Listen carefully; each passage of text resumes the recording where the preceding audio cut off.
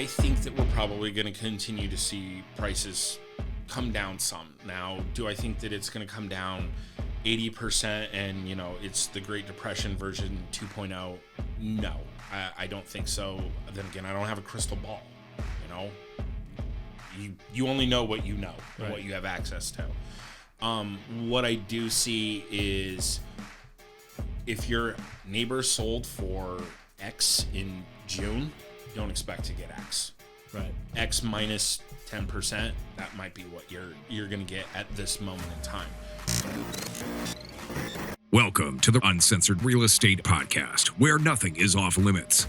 If you're interested in buying, selling, or investing in real estate, and you want to learn some of the insider secrets and uncensored truths from the true professionals in and around real estate, you've come to the right place. Now, let's buckle up for the uncensored truth about real estate and join your host, Brian Cardenas. All right, everybody, welcome to the next episode of the Uncensored Real Estate Podcast. I'm your host, Brian Cardenas. Love to have you guys subscribe and like and share this information with people that you know that are interested in buying, selling, or investing in real estate. And we have a special guest here today. We have Matthew Potter with HYSS Group. He is the leader of that group, and they're with Real Brokerage. Welcome to the show, Matthew. Thank you for having me. Appreciate you coming on. So I wanted to kind of get a little bit of a background from you on your history in real estate, and then we'll kind of delve into a conversation here that we probably, many people haven't had for a while. So give us your background. Okay. Well, I have a very unconventional way of coming into real estate. Back when the Great Recession happened, I actually had an internship with a large commercial brokerage for land development. I was graduating ASU, realty studies degree, and they pulled away the internship because ultimately the market was going down. So, like a cat, I went ahead and flipped over to my next life and ended up doing short sales. Got hired at a short sale company up in North Scottsdale, met my wife up there, my transaction coordinator, and then we started doing short sales. And then we broke off and started our own company, did more short sales, started doing short sales for other agents, taking referrals from agents and giving them referral fees. And we just kind of progressed into traditional real estate, still had our short sale business the entire time. And then, for the last couple of years, there hasn't been as many short sales. We've still done a good amount of them, built out a team, helping a lot of homeowners, sellers, buyers, things like that. And that's how we find ourselves here today. I've been in the business now for 15 years. I can't believe it's been 15 years. Yeah, it's 15 years. You are probably the only person that I've ever met that went to college to study real estate. Yes, I am. And the main reason why was because, and this just goes to my childhood, both of my parents are engineers, so I'm very analytical by nature. I really enjoyed playing SimCity growing up. It was my favorite game. Like, no shame. I'm happy to admit it. What happened was, to get to where I wanted to go faster, it was... In the game or in real life? Real life. Okay. Get the realty studies degree as the foundation so that I wouldn't have the 2 to 5 years of unpaid internship working my way up. I already have all this, quote unquote experience, and I can kind of just jump right in and, fast track it. It was, 3 years versus 5 years. Well, all right, I'll take a 2-year shortcut.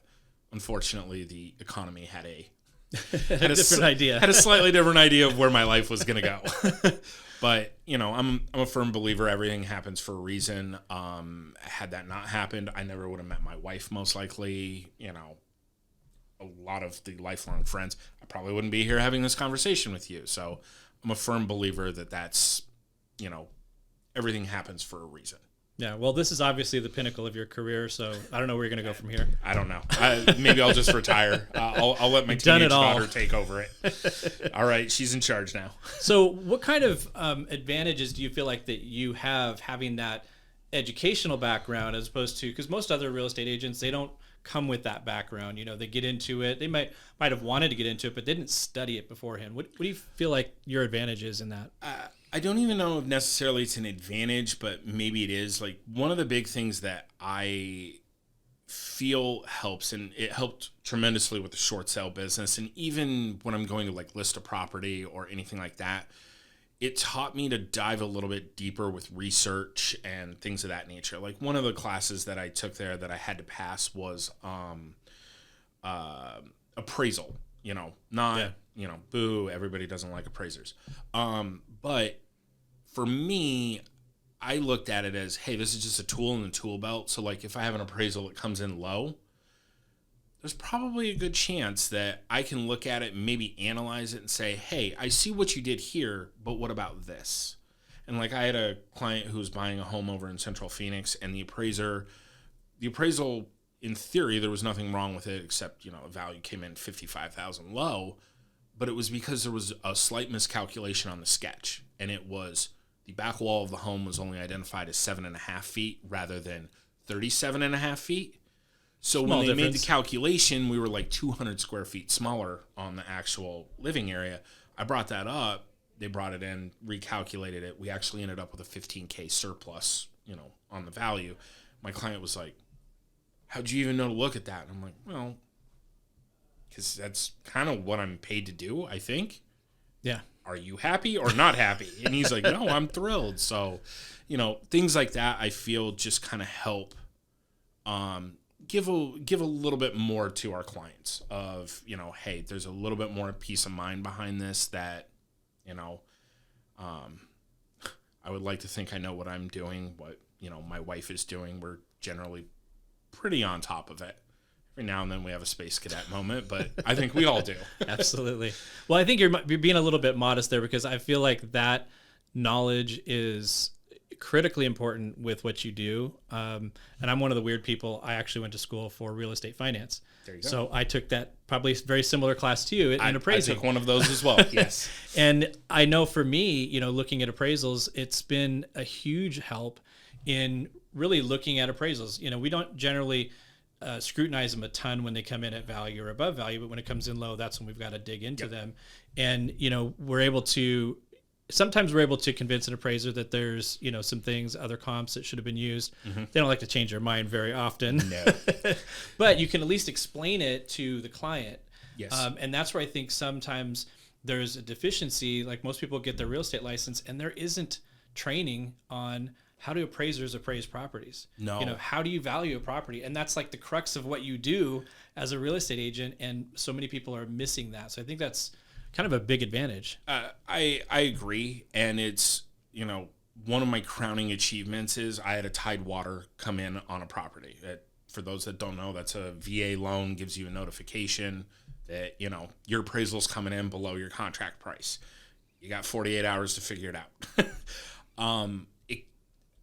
It came through and I was like, man, I really feel that I'm spot on with this price. Now, of course, similar to your point where you were just talking about trying to get an appraiser to change their mind, has anyone ever really wanted to admit they were wrong? No, I don't.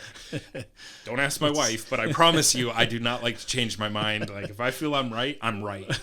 I looked over it and I was like, man, like, I see this comp, this comp, this comp, this comp. I'm like, that's 4 solid sold comps, all in the same subdivision, plus or minus like 5% on square footage, same story, everything. I'm like, man, I have nothing to lose by trying. So I sent it over. I notified my client. I let them know, like, hey, it might be coming in low. Here's the great part.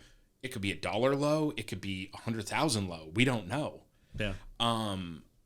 Sent it over. The loan officer was like, wow, dude, this is a really in-depth, analysis. I'm like, when I feel I'm right, I can write a novel. If I feel I'm wrong, man, you're getting a 2-sentence response. Sorry, here Crickets. You go.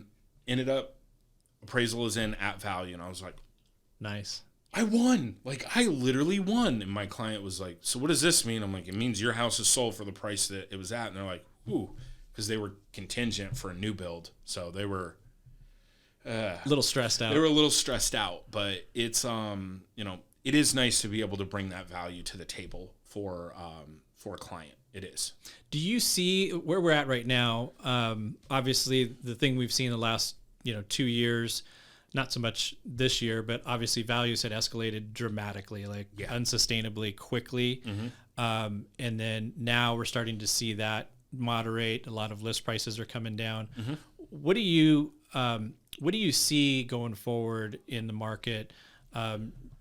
Just kind of in general, and you've got a little bit of a different perspective than a lot of other people have. I do. In terms of access to information. I'm in kind of a unique position with regards to that. So I think that we're probably going to continue to see prices come down some. Now, do I think that it's going to come down 80% and, it's the Great Depression version 2.0? No, I don't think so. Then again, I don't have a crystal ball. You only know what you know and what you have access to. What I do see is if your neighbor sold for X in June, don't expect to get X. Right. X minus 10%, that might be what you're going to get at this moment in time. The other thing is, and I've had this hard conversation with a lot of people, twofold. One, you can't just throw any home on the market and expect 30 offers now. That doesn't exist anymore. Yep. It's not there. You're gonna have to dress yourself up.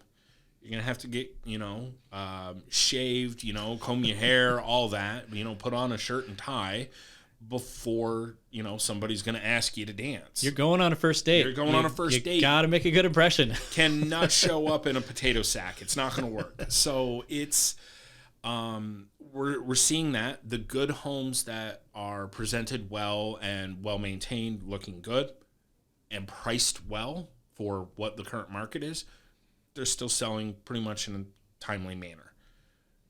Your ones that maybe have deferred maintenance, vacant, 6-foot weeds in the front yard and backyard, those ones they're not selling. Price drops are occurring and things like that.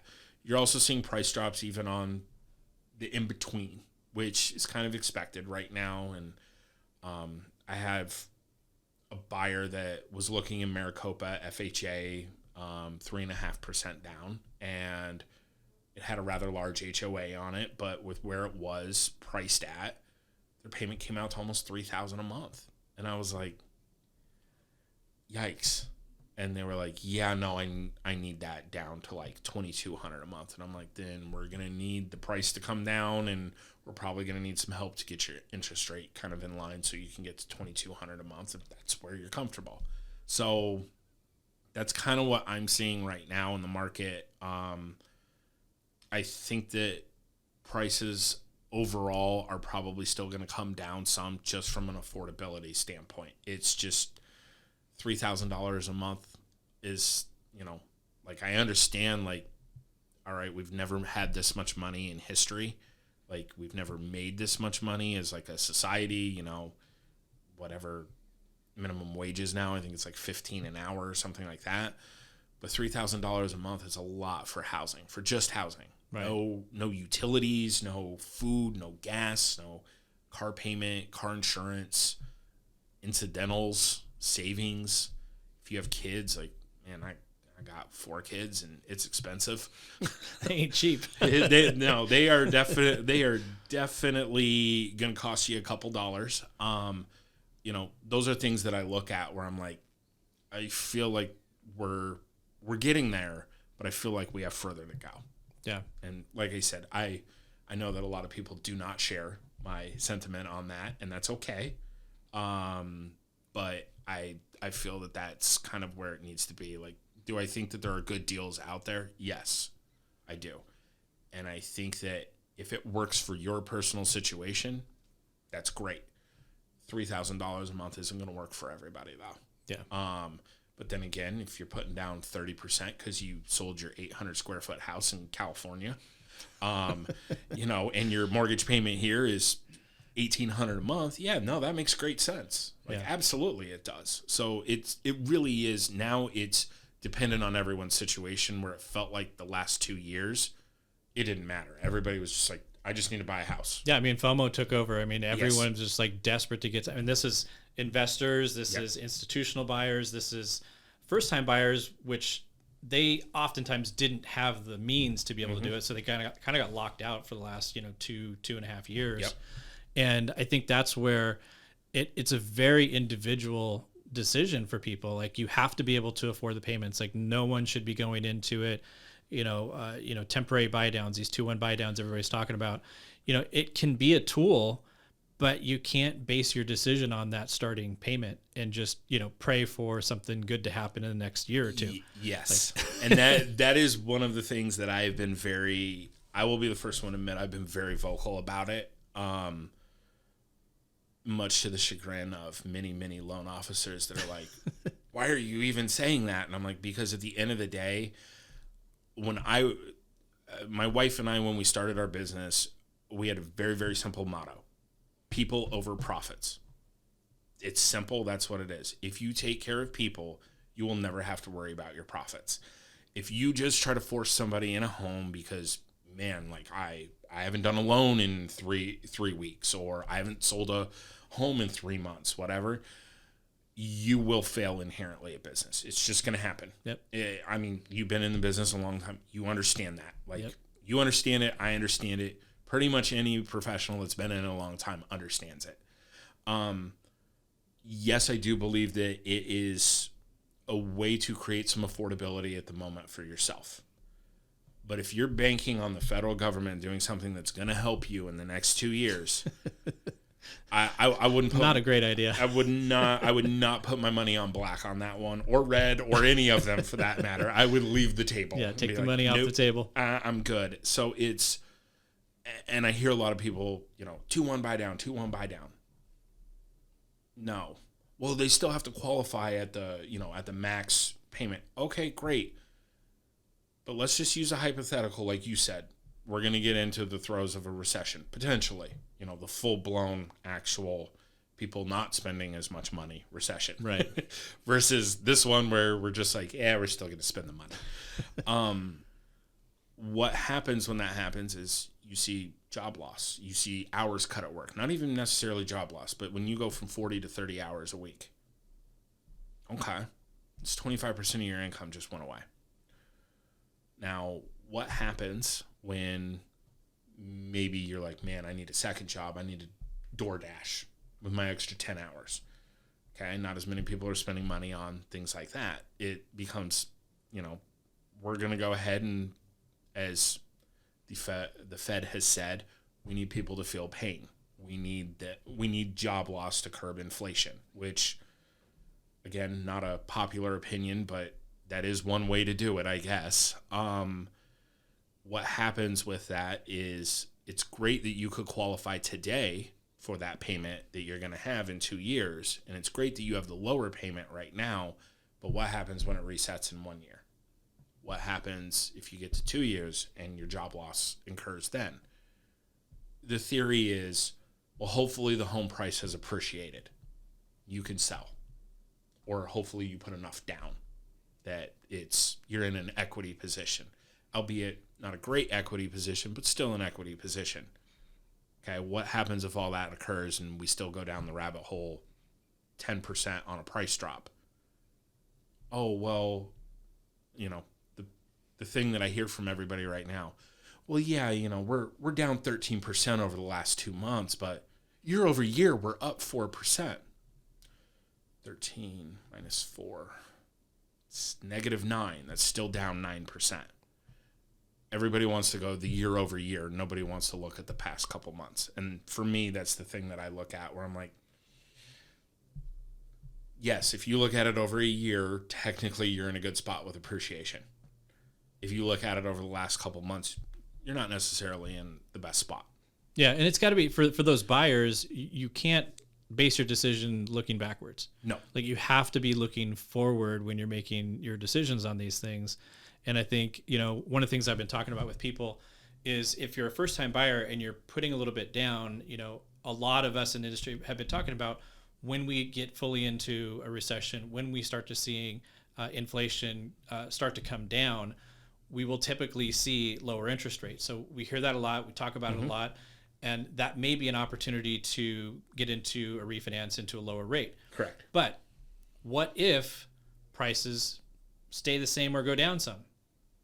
Yes. Are you going to be able to refinance? So again, you can't count on that as being the solution. So one of the things I keep telling people is like, if you're in the price range, which hopefully our first time buyers are in the price range to use FHA instead of a conventional loan, it's a better place to be because now you can do a streamlined refinance without regard to what that home value is. So if it's dropped 10% and rates came down to 5%, you can still get that 5% and not have to worry about an appraisal. So, you know, like to your point, the professionals have to be giving advice to people to be looking forward and thinking about what are all the possibilities that can happen and put yourself in a good spot. Like you might have a lower payment today if you did a 2-1 buy down on a conventional loan, but what's going to happen in a year if rates are lower and the house went down 10% in value? Exactly. Then you're going to be screwed.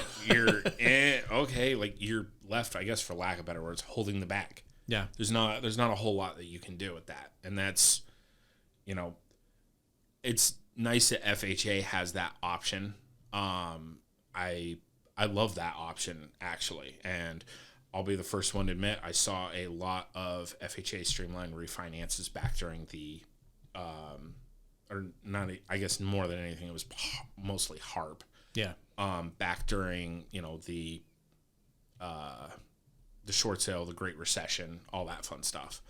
I'll be the first one to admit, no shame in my game. My first house, I was at 7.85, I think was the interest rate, 7.875, which, you know, at the time was a great interest rate. Market plummeted with the Great Recession. HARP refinance at 4%. Okay. It went from $1,800 a month down to $1,100 a month. Like, that's substantial. Yeah. Like, I felt really good about that. I still have that loan. Have not refinanced it. Still have that loan. Left it alone. Feeling really good about that one. So, you know, that is definitely a great tool right there. But, you know, like you had said, some people may be in a conventional situation with the 2-1 buy down. You have, you know, vets, funding fees on top of 100% financing. Not to say that it's not a tool that makes sense. It does, but the big question mark is, where do values go? If they go down, even if they go down 10%, and you have year-over-year appreciation of 4%, it's everybody's favorite buzzword right now. It's year-over-year, 4%. Okay, if it goes down 10% and it's 4.4, it does not take a mathematician to figure out that technically you're down 5.6%. If it goes down 20, you're down 15. How long are you locked into that home? What are your options in the event that you need to sell? What if you have to relocate? To the point of veterans, what if they have PCS change orders? Okay. The federal government's usually will do as much as they can to help our military, and God bless them for that. But it's not like they let them just walk away and say, oh, well, it's, you know. No. It's not. So that kind of leads me to what I've been seeing as of recent in multiple markets, because we operate in multiple markets. We're not just Arizona. We're seeing things. We're seeing the naughty S word of real estate. We're seeing short sales, and we're seeing them in Arizona, California, Nevada, which that makes perfect sense because the West is generally, we heat up the fastest and we start to come down the fastest. Right.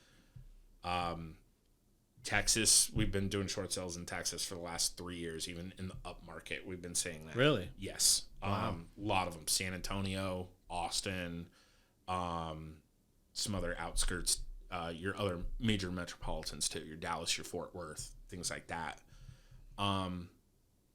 Atlanta, I think it was like 3 months ago. Good agent partners of ours. We've done a ton of short sales for them. Our market's not like yours. You know, these offers that are coming from institutional investors are, you know, 100,000 below asking. And I'm like, yeah, everybody in Arizona said the same thing. just wait. Now I see their MLS daily. Things that were listed at 474 are now being offered at 390.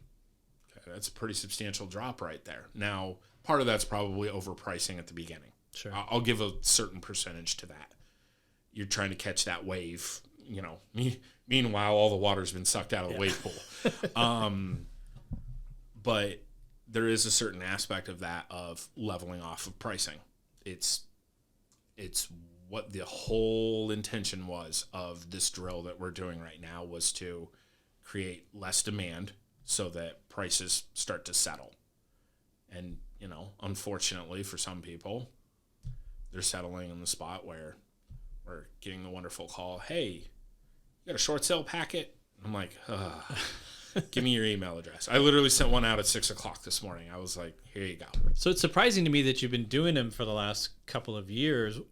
Give me an idea of like what scenario somebody would be in during the last 2 years when prices were going up that would cause them to need to short sell. So what we found the bulk of those were twofold. One, your people that had first, second, and third mortgages on homes back from 05, 06, 07, where it was the 80-20 financing plus they got a pool loan. You know, they wanted to put a pool into a new build. So we saw a lot of those. We also saw people that, you know, God bless them, fighting the good fight. You know, they've been suing their lender for the better part of a decade. You don't own the paper. That one always made me laugh. I'm like, they may not technically own the paper, but they're going to collect on the paper. Yeah. You know, we did a short sale for one guy. He hadn't made a mortgage payment in 12 years. Oh, jeez. His HOA balance was like, I think $130,000. The HOA hadn't foreclosed either because, well, the HOA is pretty much insolvent. Probably because he owed $130,000. He could have fixed their problem big time by paying his bill. So there was that. A lot of the other ones that we saw and continue to see, and we're seeing a lot of them right now as well, is reverse mortgages. Because inherently what happens in a lot of those situations, which is extremely sad, is somebody pulls out a reverse mortgage, you know, so that they have their home equity conversion there. Maybe they end up in a position where they're unable to care for themselves, maybe have to go to an assisted living facility or something of that nature. Most of those funds ultimately end up paying for that side of it. And the home's maintenance is not completed, for lack of better words. Mm-hmm. You have caving in roofs. You have, like, we literally had one where the back wall of the house was like falling out of the house. And I'm like, I don't think that's how the house is supposed to work. All four walls are supposed to hold the roof up. So what happens in those instances, because those loans are backed by HUD, FHA,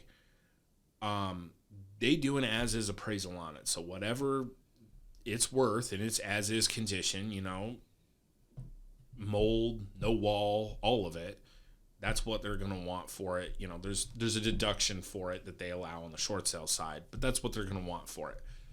Those are a lot of the ones that we're seeing now where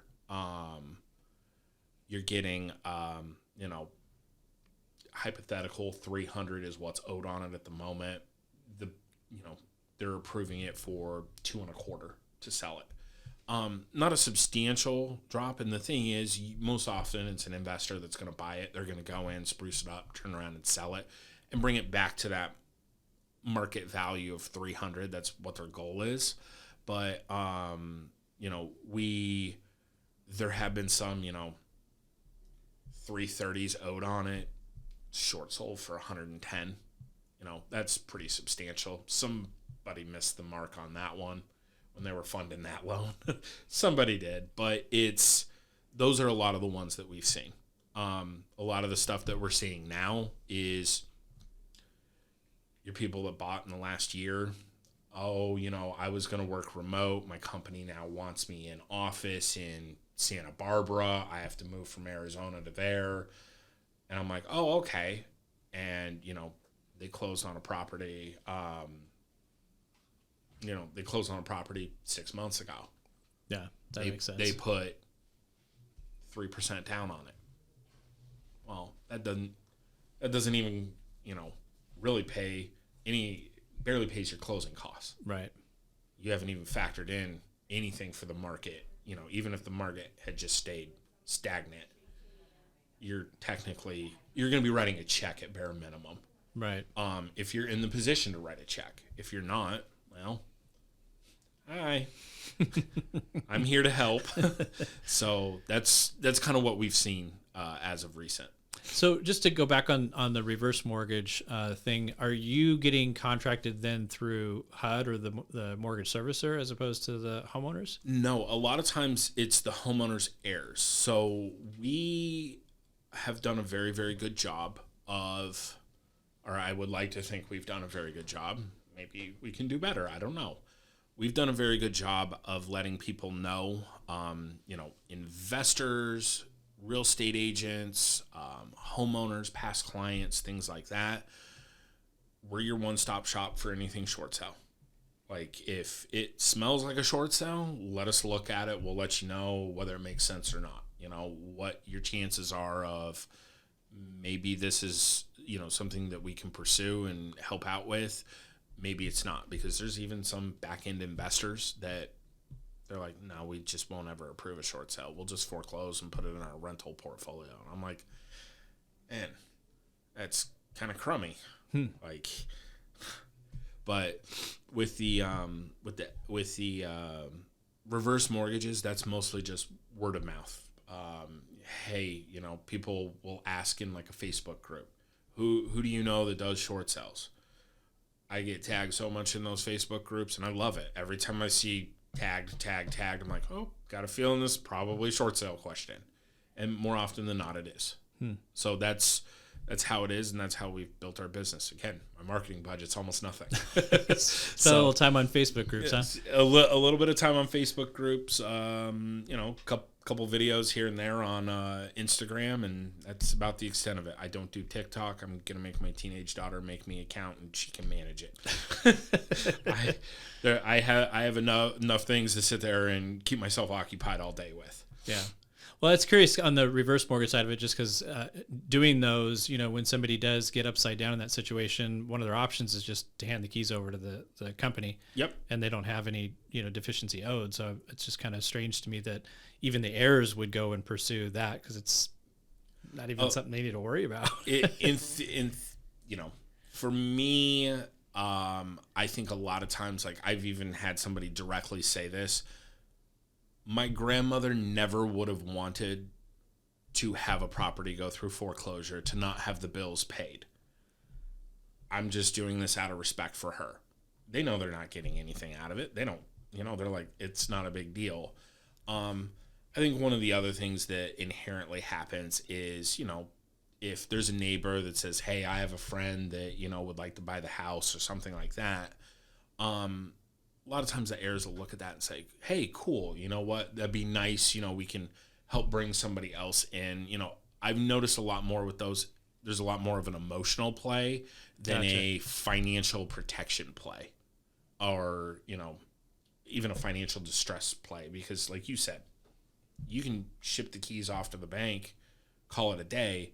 But I mean, I'm sitting there thinking about it. We've done several hundred reverse mortgages over the last couple of years of just people are like, no, we don't want it to go through that. Wow. We'd rather just, have it sold for a better price, on the short sale, and have somebody revitalize it and, something like that. I think another part of it is, what happens with vacant homes when they sit? Well, my first listing ever was a vacant home, and I bought a new AC unit right before closing, because that's what happens with vacant homes when they sit. So I think that's another part of it where people look at it as kind of the preservation of the neighborhood. Yeah. Of where, mom or grandma or great grandma. They probably lived there 30, 40 years. Exactly. Yeah, that makes sense.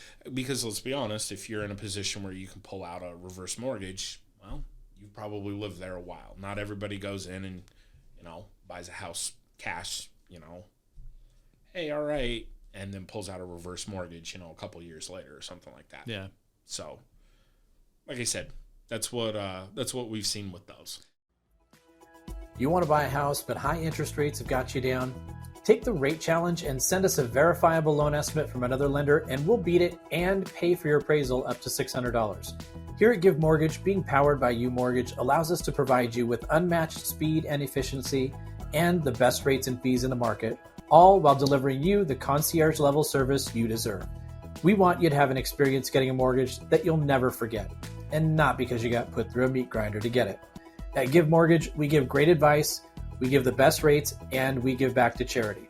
Visit us at www.give-mortgage.com or call us at 480-331-4684 to schedule a free consultation to see how we can help.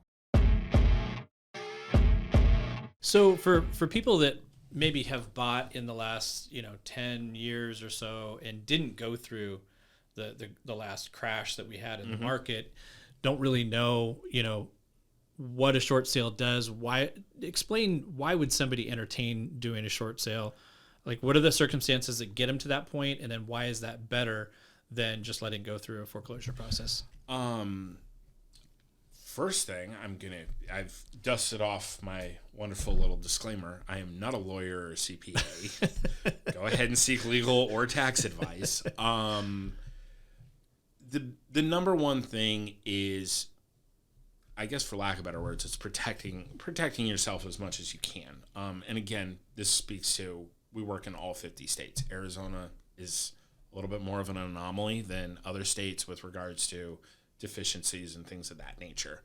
But one of the main reasons why people do it is, let's take a step back. How do you find yourself in a situation? Real simple, what you can sell it for versus what you owe on it. You owe more on it than what you're going to be able to sell it for. It's not necessarily even that you were in a really bad position or anything. It's just market factors. That happens. So what happens from there is, effectively the home is marketed. It's, put on the market, and it is advertised for sale as a short sale. And ultimately you are trying to get the best price possible that the bank is going to approve, because they get a say in this now, because they're going to go ahead and take a loss for it. So based off of that, that's a short sale in a nutshell. The reason that most people will do it versus going through foreclosure, and you can probably verify this as well, you're going to recuperate much faster from the aspect of being able to get, a new loan when you're in a better spot. A lot of people that go through short sales, it's, and I have this conversation time and time again, people are like, I'm not a bad person. I'm like, I'm not here to judge. Yeah. Like, dude, I'm numbers. I'm only looking at numbers. They're like, I was doing really well. I was working really hard. I had a great job. I'm like, yeah, and the economy changed. It happens. The economy is cyclical. It doesn't make you a bad person because all of a sudden you can't pay your mortgage because you lost your job and you can't get a similar paying job. That's usually the number one reason that happens. The number two reason, and we see this a lot as well, is illness, health, things like that. Say somebody goes on dialysis for kidney. Somebody has to go through chemo for cancer. It's rough. Like, that completely changes your life. You don't care about the mortgage anymore at that point. It's right. You're trying to survive. Yeah. So it's kind of one of those things where a lot of times people will do that because the hope is you will get better. You will get a new job down the line. You will overcome health issues. So you can get back into the game. I mean, the amount of people that we did short sales for in 08, 09, 10, 11, 12, hell, all the way to 2 years ago. I'm never going to be in a better spot. This is because you're hyper-focused on what's right in front of you, not what's down the line. You can't see that far out. You can't see 3 years from now. Then 3 years from now, they're like, dude, my FICO score is 760 and I've been saving money. Like, I could buy a home. Yes, you can. Can you help me with that? Of course, absolutely. So it's it's one of those things, like, I always just try to remind people, like, the storm is always the darkest when you're in the middle of it. Like, nobody wants to be standing in the middle of a hurricane. Right. Once the hurricane goes away, you realize, hey, the beach doesn't suck. This is pretty nice. So that's the analogy that I try to use with that. So that's the number one reason that we see people, pursue a short sale over foreclosure, is it just helps them get in a better spot a lot quicker. And a lot of times it's also, there's the human element of it. It's pride. Yeah. It is. Like, going through a foreclosure, like, it hurts you as a person, where you're like, and I don't mean this in a derogatory way in any way whatsoever, but it's kind of like you failed. And nobody likes to feel like that. Nobody ever does. Whereas short sale isn't necessarily a win, but it's also not a fail. It's a better luck next time. Hey, we got a double header. We got a second game, coming up in a couple of years. Let's get back into it then. Yeah. Something you said that's really important is, and we saw this back in 2008, is I can say prior to that, like when we would run credit for people to see if they qualified to buy a house, generally speaking, people had pretty good credit. Sometimes they had poor credit, but if you ever ran across a foreclosure on a credit report, it was rare, number one. Yeah. And when you did see it, there was an immense, and even for bankruptcy too, there's an immense amount of shame that people felt. Yeah. Because they went through that. Yeah. And most of the time, it's not just, hey, I just went crazy and started spending all this money that I didn't have and I just couldn't pay my bills. It's life circumstances. Life happened. Things that happen to you, whether it's health or economy. And, if you weren't a homeowner back then, there was a huge problem with the economy, and it caused a lot of people to be in that situation. And some people just even had to make that financial decision that, hey, my house went down by 50%. Mm-hmm. It's going to take me 15 years to get my head above water. Mm-hmm. Like, I might as well cut my losses, short sell now, and then be able to restart in a few years, as opposed to letting it go to foreclosure. And now you're pushing out your restart date by, 3-4 years beyond that. So I think, there's going to be some of this, people that bought, 3-4 years ago, if they find themselves in a circumstance where, they can't afford things anymore, they probably got some equity, hopefully, that, they can do a traditional sale. But at some point, people that maybe bought a year ago, they have life happen to them. Yep. Short sale is going to be a really viable option for people, as opposed to letting something go to foreclosure. And I think it's important that, you do what you do, and that we try to educate people on that. To don't bury your head in the sand, because that's what a lot of people did. Yes. Yeah. I called it ostrich syndrome. Yeah. It happened a lot. Even with like married couples, one would be totally in denial. The other one's like, please just help. And I'm like, look, I need both of y'all to sign the docs. Like, I can't just have one sign. And they're like, well, in Arizona, it's only one to list. I'm like, it's different when you're dealing with a federally regulated bank. I need both of y'all to sign. Like, if you guys aren't going to agree, we're not going to be able to do this. And to your point, you touched on something that we saw a lot of, was people made a business decision for themselves. And I know there were a lot of people that were like, no, you need to pay your debts. You need to stick with it. You need to work 14 jobs a day so that you can, pay your debt obligations. I'm a firm believer of, yes, pay your debt obligations, but when life happens and it completely just derails everything, if you're working and, you're working 60 hours a week doing whatever, and all of a sudden you go into renal failure, that's going to dampen your ability to work. Like, I don't care who you are. Like, you're not going to bring the dialysis machine to the office. It's not going to happen. Yeah. That's what happens. That's how people end up in bankruptcy. That's how people end up having to do short sales. And it's really, I take no pleasure in having conversations about short sales. I don't like when people call me and say, hey, I'm John Q, homeowner. I need to do a short sale. There's nothing fun about that call at the beginning. It hits you like a ton of bricks in the chest, because it's someone's life has been turned upside down. And, without being overly dramatic, they're asking me, they're asking my wife, my transaction coordinator, my team, to get them out of a really sticky situation. And I'm happy to do it, but dude, I'll be honest with you, there is an emotional, like, it's a roller coaster because I'm on the roller coaster with them. Yeah. So is Nicole, so is Marissa. Like, we're all riding this wee, and it's not fun. And then you got somebody on the other side at the bank that's like, yeah, no, I don't know. According to this appraiser, this house is worth this, so this is what we want. Yeah, well, no, and this is why. It's not fun going through the process, but I will say this. It is the most rewarding sale you will ever do in your entire life. And I'm a firm believer of that.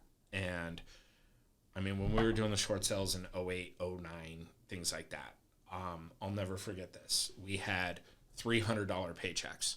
Now, I'm going to be honest with you. $300 split 4 ways does not go very far. Not paying the bills. It's not paying any bills. It's not even paying the Taco Bell bill. But I will tell you this. Those are the people that when you help someone when they're at their lowest, they will always sing your praises. They will always want to work with you again.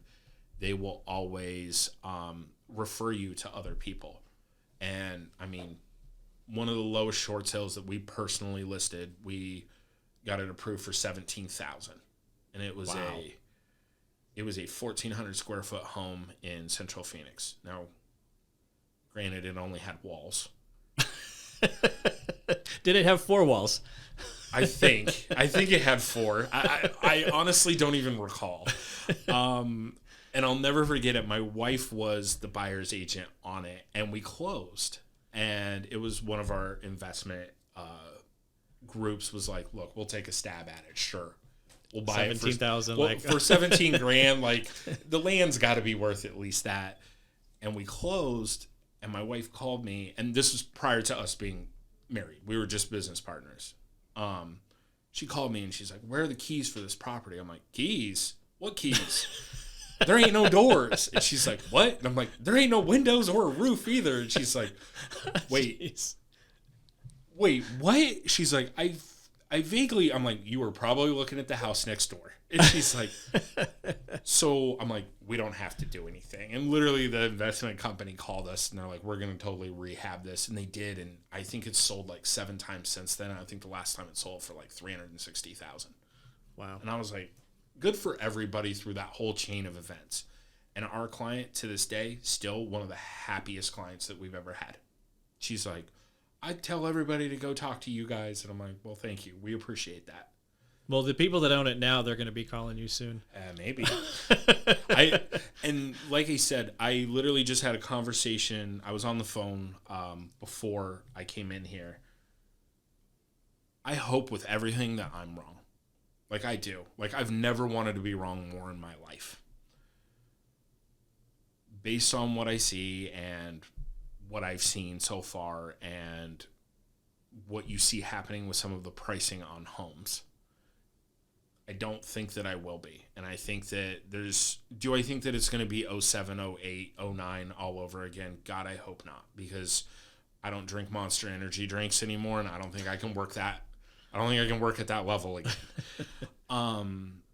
Do I think that there's going to be an uptick, and do I think that there's going to be a need for a lot of people? Yes, I do. And a big part of it, like I said, is even, hey, we have to relocate to XYZ. My employer wants me in the office. Right. I got a call from a buddy of mine who's an investor the other day, and he's like, have you ever sold a new build? And I'm like, you mean for the builder, or how does that work? And he goes, no, he literally closed on it a month ago, and he got relocated with his job. He only put 5% down on it. It's a $950,000 property. And he's like, he's already down to $800,000 and he doesn't have any bites on it. I'm like, yikes. Like, what's wrong with the house? And he's like, the market. Yeah. He's like, it is. He's like, so can you short sale it? And I'm like, well, yeah, I mean, if it's got a loan on it, technically I can do it, but, you know, I don't want to just do it for the fun of it. And he's like, he literally had to move to the other side of the country. And I'm like, that's a verifiable hardship. That's one of the reasons the bank will look at it and say, okay, yeah, we probably shouldn't have made this loan. Probably shouldn't have. Yeah. Anybody that's buying a new build right now and it's not done, you ought to really think about going in and renegotiating your price, because builders will drop those prices right now. I will not mention the builder on this one, but I will say one of our investment clients buys a fair amount of new builds, and they literally sent me an email and said, we need $50,000 off on each one or we have to cancel them. The numbers just don't make sense. And I understand that. And the builder understands it. And the builder said, okay, it's either we give a $50,000 incentive to somebody else or we just knock it down $50,000. And it's, again, all it is, you know, a lot of people are like, oh, you know, so is the sky falling or is everything hunky-dory? Well, I think it's probably somewhere in between those two. And I think what it is when you see those price adjustments by new builds, it's not necessarily that the sky is falling. More than anything, what it is it's they have to bring it back in line with what people's affordability level is. That's all that this really is affordability. Just find the number that works. And, you know, I've seen some new builds are like, hey, we'll give $70,000 in incentives. And I'm like, what?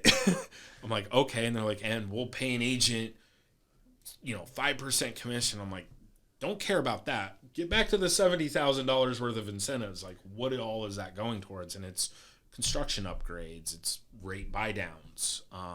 You know, we'll pay your closing costs. And, you know, at the end of the day, builders built before, they built during, they built after, and now we're kind of in the same part of that cycle. But I can understand not wanting to lose, you know, who wants to lose their shirt? Nobody. Yeah. No, nobody does. It's just, you know, it's a question of what are the builders going to do? I was reading an article this morning about it. I think, what was it? Year over year, my favorite term, year over year, housing starts are still up like, I don't know, it was like 1.3% or 0.3% or something like that. But month over month, they're down 9.1. It's a pretty substantial drop, but it makes sense for what's occurring. Yeah. Builders aren't going to take more projects on until they sell out of what they have. And they see where they're at, you know, financially and where their costs are going to be to construct on land acquisitions that they've already done. So it's interesting. Yeah, it's a crazy time right now, but I think for the consumer out there, it really, really is important to understand the big picture and make sure that you're working with somebody who really sees all parts of it. And you can't have tunnel vision, you know, just because you're under contract on a house or you've got your house listed. You need to have somebody that's really going through all the dynamics and, again, getting back to that, looking forward. Mm-hmm. You know, you've got to make decisions not based in the past. And sometimes sellers are in that boat where they're seeing, you know, their neighbor down the street 6 months ago got, you know, X. Yep. It's not happening. You know, you've got to have somebody who's willing to give that hard news to you and get your expectations in alignment with the reality right now. Yep. And so you've got to have a real professional who's got their finger on the pulse of what's going on with all aspects of things. Because even if you're not buying a new build, you need to have somebody who understands what's going on with that market, because that's also part of the housing supply. That dictates what you can sell your house for. Or as a buyer, you know, you might have leverage now. You know, builders were obviously increasing their prices midstream. A lot of them threw in clauses where they can up the price while they're under construction. Yep. Oh, well, yes. Now some of those prices come down, but they don't voluntarily drop them on you. No. Now the demand for those homes has gone down. Interest rates have gone up, you know, less affordable. So, you know, negotiate and don't walk into a new build subdivision without a realtor representing you, because they're not going to do you any favors. No, I mean, ultimately at the end of the day, their loyalty is to the builder. They work for the builder. Yeah. You know, it's it's no different than, walking into an open house. That agent that most likely is holding that open house, they're the agent that is hired by the seller to get them the best terms possible. And, same thing with the new build. Going into a new build, we just closed on 2 for one of our clients.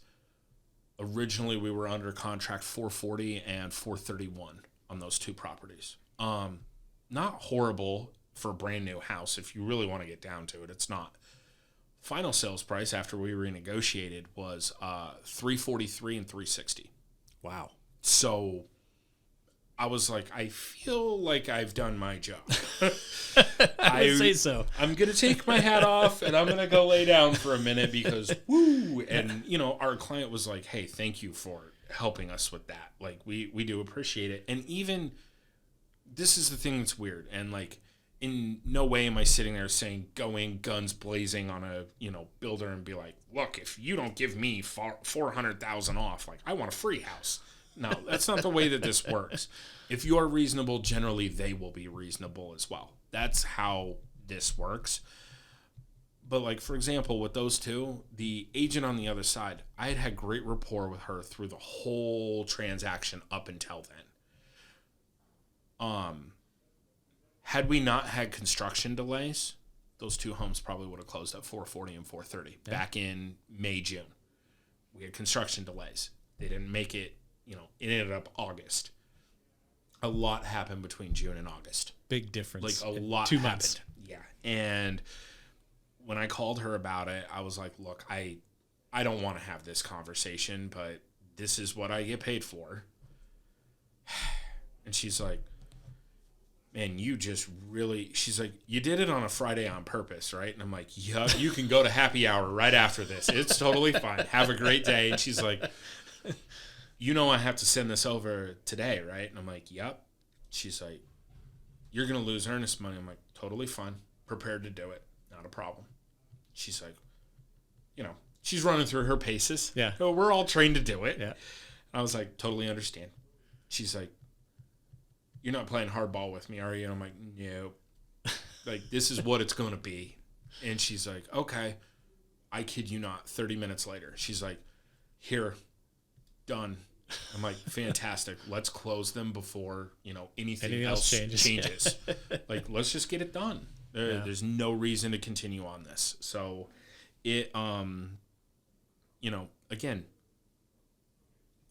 I don't want to see anybody in a bad position. Builder, lender, seller, buyer. I don't want to see anybody in a bad position. And that's kind of, again, goes back to our core focus of people over profits. That being said, life happens. Good people will always end up in bad positions. It will happen. That's what we're here to help with. Like, okay, hey, let's go ahead and help you get out of the situation and get into a better position faster. Yeah. There's no reason not to. People always ask me, well, like you said, why do a short sale over a foreclosure? Short sale doesn't cost you anything. Yeah, it does. I got to pay you. No, you don't. Short sale lender approves all the closing fees. They may pay 6% commission. They might pay 5%. They might pay 4%. They might pay 4.5% or any combination of it. And they're going to pay the closing costs on there too.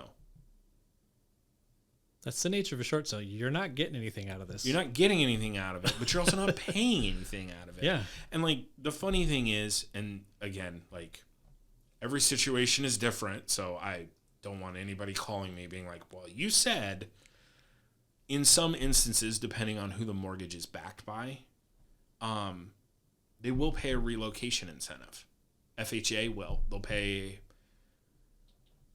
depending on the day, they'll pay $1,500 or $3,000. Now, not exactly the biggest payday you've ever had in your entire life, but definitely better than a poke in the eye with a sharp stick. And if you've ever had to move, man, hire movers. Yeah. You don't... Your friends do not want the beer and pizza. Just hire the movers. That works in your 20s. Yeah. Once you get beyond that, the last time you don't have friends that are that good of friends anymore. Last time we moved, man, I happily paid that bill. I was fine with it. I was like, we're good. You can use that as a first month last month or, first month in security deposit on a rental. Think about that. Yeah. That's useful. Again, not going to happen on every loan. It's only some, but like I always tell people, the worst thing that's going to happen, the absolute worst thing that will happen, is you are in the same boat as had you done nothing. That's the absolute worst thing that will happen. Anything better than that is positive movement for us. Yeah. It is. And, kind of one of the other things where you were talking about what are some of the other benefits. Inherently, before people default on a mortgage, other bills usually end up not getting paid as well, just because it's the nature of life happening. Sometimes people are behind on the HOA. A lot of times the lender will say, "Look, we'll clean that up. It's a cost we're willing to absorb, or we're willing to give $1,000 towards that $2,000." And the HOA will say, "All right, we'll take the $1,000, settle it, be done with it." That's a relief. Like, that's $1,000 you don't have hanging over your head, post close. So that's another thing that we look at sometimes, where it's like, okay, that can be beneficial as well. Yeah. Well, everybody's situation's different, and people may run into circumstances over the next year, and I think it's important, like I said before, you find the right people to help you, give you the right advice, and make sure that they're prioritizing your well-being above getting a paycheck. And so if somebody's listening here today and they think, hey, maybe this guy is somebody that I need to talk to, whether it's just a regular traditional sale or short sale or anything else, how do they get in touch with you? Best way is definitely my direct cell phone. Just call me, 480-343-7894.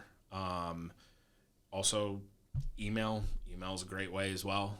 Matthew@stunninghomes.com.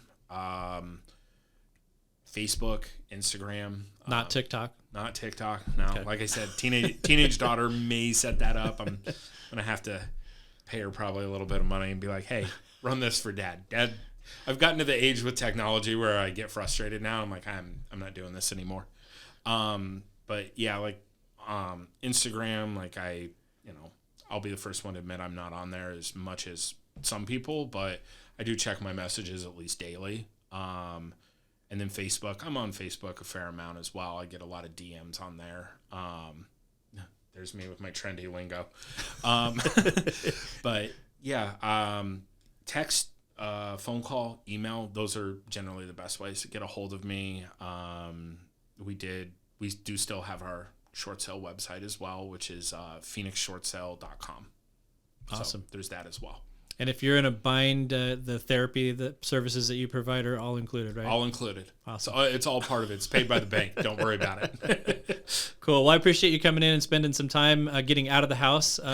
Absolutely. I appreciate you need some excuses getting out of the house.